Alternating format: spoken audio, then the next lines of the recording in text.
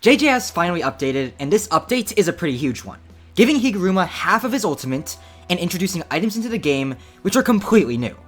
I'll tell you everything that's happened in the update and my thoughts on them, so without further ado, let's go over it. Higuruma has an awakening now, with two moves, those being Execution and Final Judgment. Execution is a pierce forward, and if landed 3 times, it instant kills. Final Judgment, on the other hand, is a run into a slash that is a one-shot. Throwing Strikes got a new variant that lets you cancel the strikes into a guard break.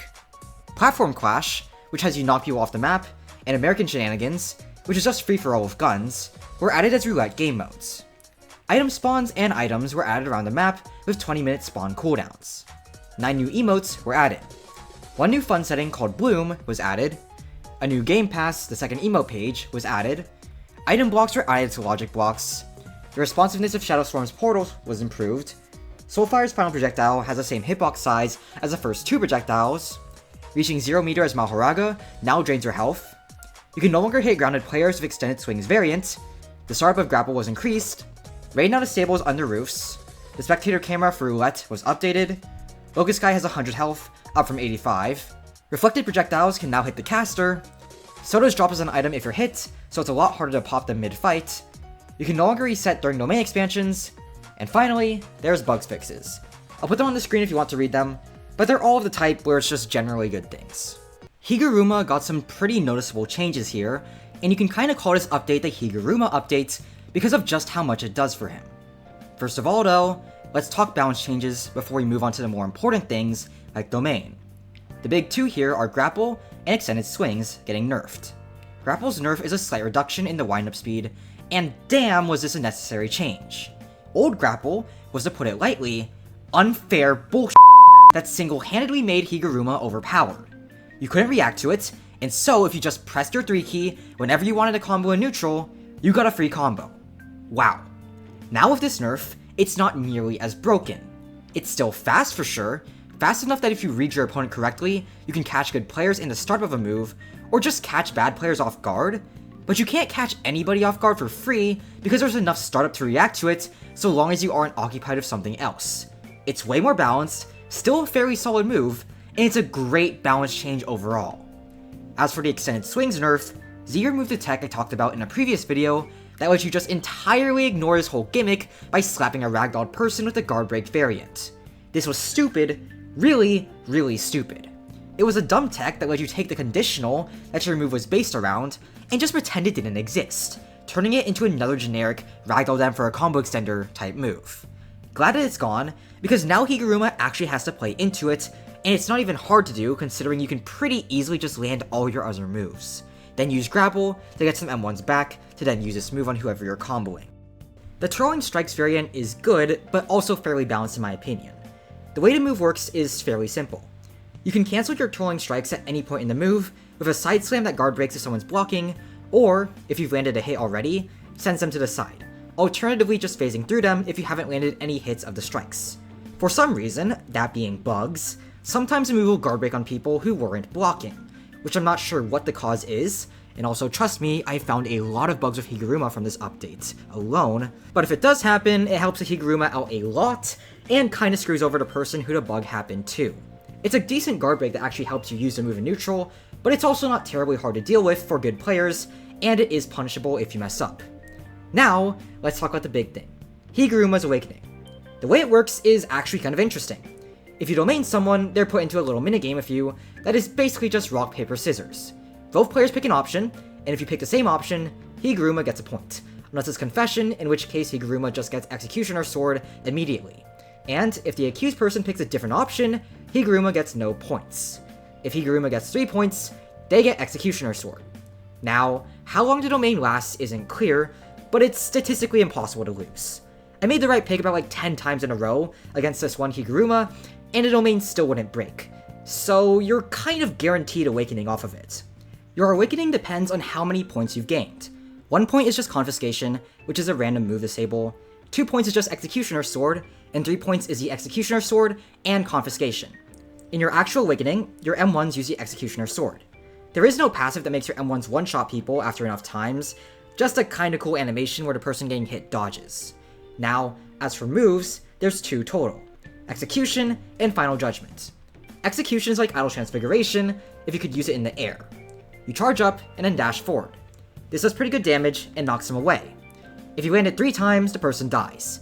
Simple, short cooldown, but while it's amazing for 1v1s, it's kind of bad outside of that, since the damage isn't that huge, though Higuruma in general kind of sucks at boss rating because he's unfinished.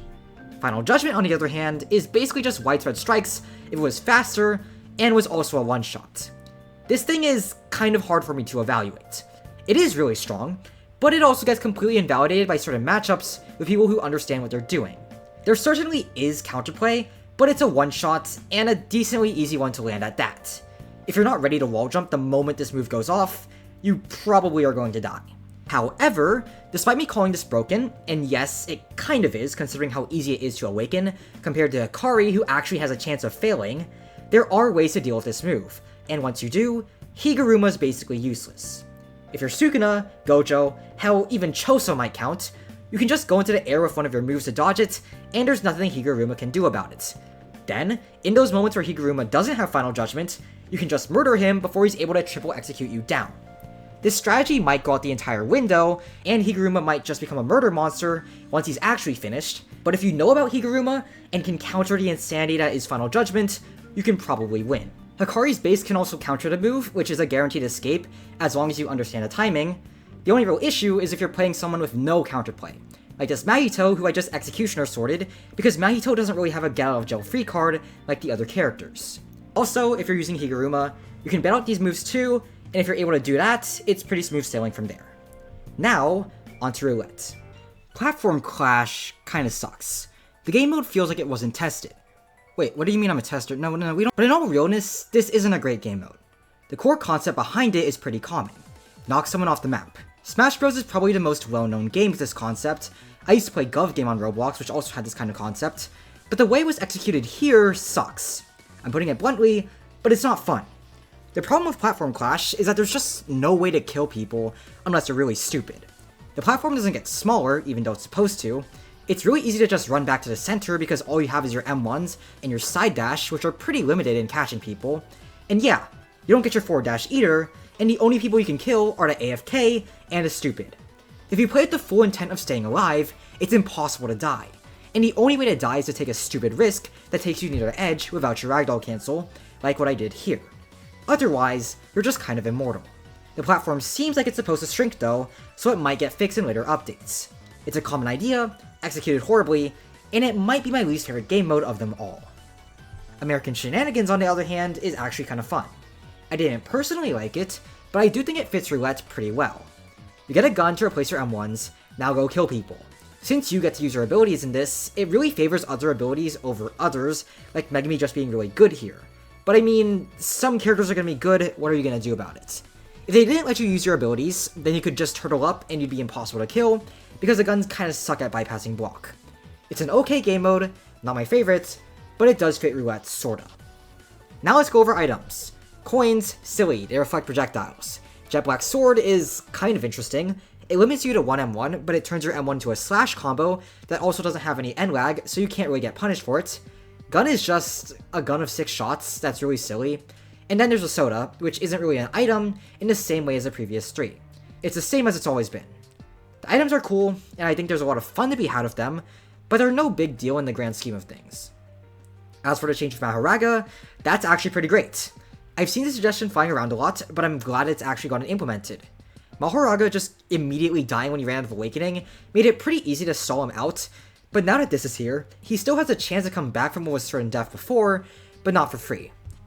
Finally, Locust Guy getting 100 HP is something I really agree with, though I think it might be a little controversial. Locust Guy was always just a worse Hikari. His combo might have had a higher damage ceiling, but he also had the bait ragdoll cancel unlike Hikari, who doesn't care about it, and for some reason, he was given 85 HP at launch because, I don't know, there was no reason for him to have 85 HP when he's just another combo character with his own unique factor, being air combos that don't make him all that special strength-wise. And so, it's a good decision to change him like this. So overall, this update's pretty good. There are definitely a lot of bugs, but with how many delays there were before the update, I really don't mind that much. I do hope they get patched out, but it is what it is at the end of the day. Anyways, if you enjoyed watching this video, make sure to subscribe since it really helps out a lot. I'm Noob Eternally, hope you have a good day, and bye.